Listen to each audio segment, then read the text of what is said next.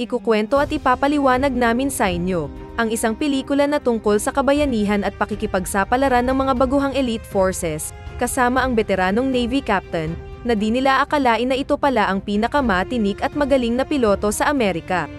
Ang pelikulang ito ay pinamagatang Top Gun: Maverick ng 2022, pero bago namin ituloy ang kwento, ay pasuyo po na pa-like, subscribe and hit the notification bell para updated kayo sa contents namin.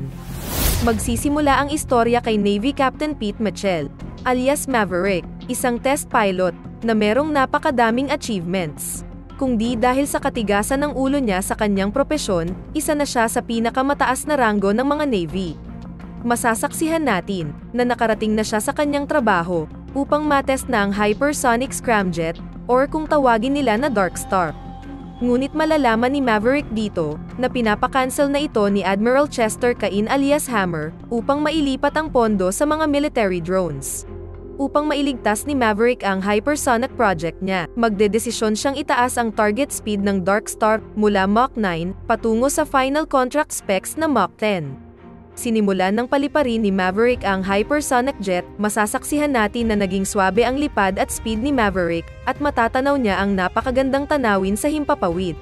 Narating na niya ang Mach 9 na speed ng hypersonic jet at paunti-unti, naging matagumpay na na-achieve niya na ang Mach 10. Nagdiwang na sana ang lahat, ngunit dahil sa katigasan ng ulo ni Maverick, inilampas niya pa ng 10.1 ang Mach speed na naging resulta ng aerodynamic stress at overheat ng hypersonic jet. Makikita natin na bumagsak pa unti-unti ang jet ni Maverick.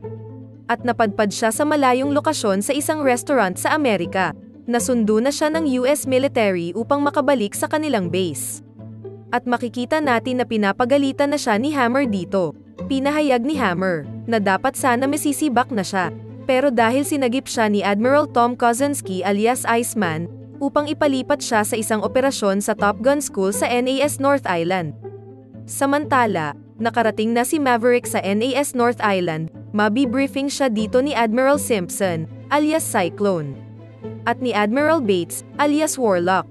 Ipapahayag nila dito ang magiging assignment ni Maverick, kung saan kinakailangan mapasabog at masira ang isang unsanctioned uranium enrichment plant na matatagpuan sa underground bunker sa dulo ng mga bangin.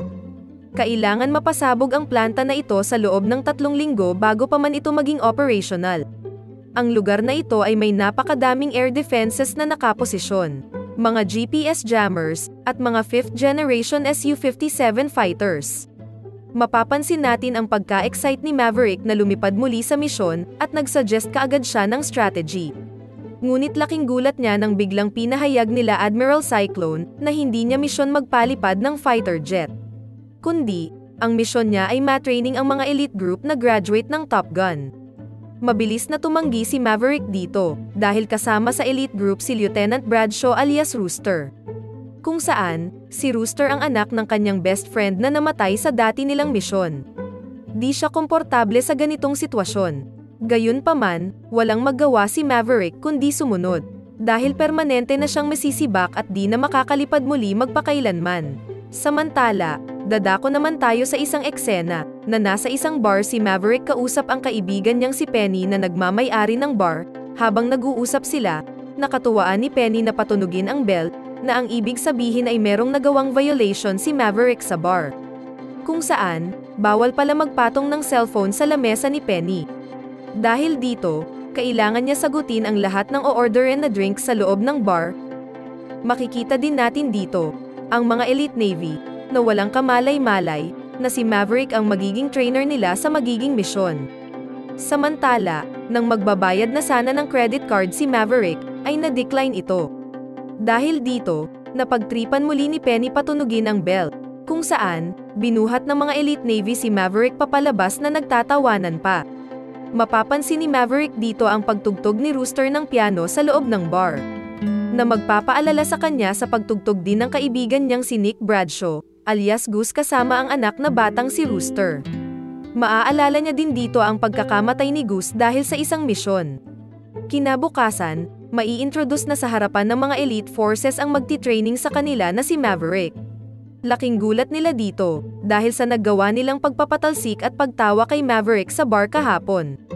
Nagsimula ang magiging training, kung saan magkakaroon sila ng aktwal na bakbakan sa himpapawid. Ang magiging assignment ay kailangan nilang matalo sa labanan si Maverick. At ang unang matatamaan ng lock target ni Maverick ay gagawa ng 200 push-up.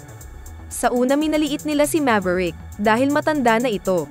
Habang sinusundan nila si Maverick, bigla na lang siya di mahagilap sa himpapawid. Nagulat sila lahat, nang sumulpot siya mula sa ilalim. At naging baliktad ang sitwasyon, si Maverick na ngayon ang humahabol sa lahat. Unang tinamaan ng lock target ay si Rooster. Dahil dito, ay 200 push-ups ang parusa niya. Nagsunod-sunod na naging ganito ang sitwasyon. Nasundan ito nila Natasha Trace alias Phoenix, Robert Floyd alias Bob at Jake Saracen alias Hangman. Na-lock target din sila ni Maverick na naging dahilan ng pag-push up nila. Samantala, isa muling eksena ng training fight sa himpapawid. Magkasama naman dito si Hangman at Rooster. Habang sinusundan nila si Maverick, bigla muli ito nawala, at nagulat sila nang bigla ito lumitaw sa ibabaw ni Rooster. Si Rooster sana ang unang tatargetin ni Maverick, ngunit nakaalis kaagad ito. Sinundan siya ni Maverick, ngunit kakaibang strategy ginawa ni Rooster. Bumulusok siya pababa dire-diretso sa kalupaan. Napaka-risky ng strategy niya na ito, kaya nag-alala din si Maverick. Nang malapit na sila sa ground, una nag-pull up si Maverick, at sumunod naman si Rooster. Na naging dahilan upang mabaliktad ang sitwasyon na si Rooster na ang humahabol kay Maverick. Ngunit, sadyang magaling si Maverick, dahil agad din siya nakalipat sa likod ni Rooster. Na naging dahilan para ma-lock target muli ito. Dahil dito, 200 push-up muli na parusa ang naranasan ni Rooster. Malalaman natin dito habang kakwentuhan niya si Phoenix, na masama pala loob ni Rooster kay Maverick. Ayon sa kanya, noong nakaraang mga taon, ni-reject ni Maverick ang application niya sa pagiging army, na naging dahilan ng delay niya sa pag-aaral. Kinabukasan, pumunta si Maverick sa bar, kung saan nandito ang anak ni Penny na si Amelia. Malalaman natin dito, na divorced na si Penny sa kanyang ex-husband. Nagkayayaan sila mag-date sa dagat, habang naglalayag ng bangka. Isang sweet moment ang masasaksihan natin dito. Samantala, kinabukasan, pinaliwanag na ni Maverick sa mga Elite Force ang napakadelikadong detalye ng misyon.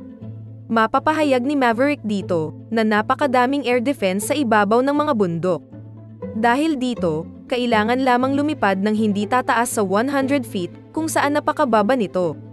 At kailangan nila makarating sa goal sa eksaktong oras, dahil merong mga advanced fighter jets na malapit sa location. Nagsimula na ang aktwal na simulation training, kung saan, gagawin nila ang operasyon na tutugma sa magiging sitwasyon sa aktwal na misyon. Nauna dito sa simulation, si Coyote habang sinusundan nila Phoenix at Bob sa isang jet plane. Kapansin-pansin ang struggle nila, dahil sa napakahirap lumipad sa mababa at liko-likong landas. Nag-fail sila dito, dahil lumampas sila sa 300 feet na maximum height dapat. Nasermonan sila ni Maverick dito. Sa susunod naman na training, ay si Hangman ang nangunguna, habang kasunod si Payback at Fanboy. Nag-fail din sila, dahil masyado naging mabilis si Hangman dito. Pinagalitan din sila ni Maverick, habang nagta-trash talk sila ni Rooster at Hangman. Sumunod naman, ay si Rooster ang magiging una, habang sila Yale ang wingman. Nakarating sila sa goal ngunit delayed sila ng 1 minuto. Nag-fail din sila dahil hindi pwedeng ma-delay kahit 1 minuto. At nasermonan din sila ni Maverick, nagka-trash talk sila ni Hangman at Rooster sa meeting room. Napikon si Rooster nang nabanggit ni Hangman ang nakaraan at koneksyon niya kay Maverick. Naawat naman kaagad sila dito. Sa mga sumunod na araw, pinuntahan ni Maverick ang matalik niyang kaibigan na si Tom Kozinski, alias Iceman, na merong throat cancer. Siya ay mataas na opisyales na laging sumasagip kay Maverick sa mga pagkakamali nito. Nabanggit ni Maverick ang bigat ng kanyang loob sa pag-training kay Rooster. Dahil ayaw niya matulad si Rooster sa sinapit ng ama nitong si Goose. Ngunit, na-motivate naman siya ni Iceman na mag-let go na sa overthinking niya. Dahil ang katotohanan ay kailangan ng Navy ang isang Maverick at isang Rooster. Nagyakapan sila dito bago siya lumisan. Kinabukasan, magugulat si Admiral Cyclone dahil ang lahat ng mga Elite Force ay nasa team building na naglalaro ng football sa dalampasigan. Isang masaya at productive na team building ang makikita natin dito. Pagdating ng gabi, bumisita muli si Maverick kila Penny. Syempre, tulad ng mga action movies, di mawawala ang mga love scene. Talagang naranasan ni Penny ang himpapawid dito. Matapos ng pagpiloto ni Maverick kay Penny, kinabukasan mangyayari na ang final simulation training nila. Kung saan, kailangan nilang patamaan ang pinaka-target sa gitna ng kabundukan. Kailangan din nilang lumipad sa isang napakatarik na bundok at lilipad pababa sa gitna upang patamaan ang target. At susunod dito, ay kailangan din nila mag-pull up pa itaas para maiwasan bumangga sa matarik na bangin. Ayon kay Maverick, kailangan nila ito gawin ng mabilis, dahil maaari sila maabutan ng mga missiles ng kalaban. Nagsimula na ang simulation, kung saan masasaksihan natin sila Phoenix, Bob, at Coyote. Sumama si Maverick sa simulation upang masubaybayan sila ng aktwal. Nahirapan sila dito, dahil sa hirap ng forma ng simulation. Nag-fail sila patamaan ang target. Lumipad sila pataas tulad ng plano. Nawalan ng malay si Coyote habang ginagawa ito. Unti-unti bumabagsak si Coyote papuntang kalupaan. Buti na lang nagising siya at nakapag-pull up pataas bago pa man bumagsak. Samantala, habang lumilipad sila Phoenix sa himpapawid pabalik sa base, ay tinamaan sila ng bird strike na naging dahilan ng pagkasira ng makina ng jet plane. Matinding struggle nila Bob at Phoenix ang nangyari. Buti na lang nakapag-eject kaagad sila, bago pa man bumagsak ng tuluyan ang jet plane. Samantala, kinabukasan, isang malungkot na balita na namatay na si Iceman. Isang honorable ceremony ang matutunghayan natin dito. Kapansin-pansin ang pighati sa puso ni Maverick habang sumasaludo. Matapos dito, ipapahayag ni Admiral Cyclone kay Maverick na si Cyclone na ang mag-take over sa training. At kailangan ng umuwi ni Maverick. Ayon kay Cyclone, duda siya sa strategy ni Maverick dahil mukhang hindi ito posibleng ma-achieve. Kinabukasan, nagdidiscuss na ng bagong strategy si Cyclone sa mga elite navy. Kung saan, ayon sa kanya, kailangan na nilang mag-take risk lumipad sa mataas na altitude at makipagsabayan sa mga air defenses. Pero sa gitna ng discussion, ay magugulat sila na isang fighter jet ang lumilipad sa simulation area. Masasaksihan natin na ninakaw saglit ni Maverick ang jet na ito. Upang ipakita sa mga elite force at kay Cyclone na maaring ma-achieve ang strategy na ito. Nalampasan niya lahat ng liko-liko na kabundukan sa altitude na hindi tataas sa 100. Matagumpay niya din napalipad ang fighter jet sa matarik na bundok pababa sa target. At saktong na bullseye ito. Lumipad na siya pataas ng napakabilis at matagumpay na hindi nawalan ng malay. Matapos dito, namangha ang lahat dahil napatunayan ni Maverick na maaring ma-achieve ang strategy. Dahil dito, napapayag na niya si Cyclone na si Maverick na ang magiging team leader na sasama sa aktwal na misyon. Pinili na ni Maverick ang 6 na makakasama niya sa aktwal na operasyon. Unang pares ay sila Payback at Fanboy. Pangalawang pares ay sila Phoenix at Bob. At ang magiging wingman ay si Rooster. Isang matindi at nakakakaba na paghahanda ang masasaksihan natin dito. Nagsimula na sila lumipad, habang nangunguna si Maverick sa himpapawid. Lahat ay intense habang unti-unti nang lumalapit sa lokasyon ng misyon. Isang magandang formation ang makikita natin dito. Napasok na nila ang teritoryo ng mga kalaban. Tulad ng training, mababang altitude ang kanilang naging paglipad. Kapansin-pansin ang mga air defense na kanilang nalalampasan sa ibabaw. Samantala, masasaksihan natin ang pakikipagsapalaran nila sa mga paliko-likong kabundukan. Narating na nila ang napakatarik na bundok. Bumulusok na sila pababa at natano na nila ang target sa gitna ng kabundukan. Naging matagumpay ang unang grupo ni Maverick na nagbagsak ng missile sa target. Nakapag-pull up din sila ng mabilis papaitaas at matagumpay na naiwasan ang mga air defenses. Samantala, naging matagumpay din ang pangalawang grupo nila Rooster na ma-bullseye at mapasabog ang final target.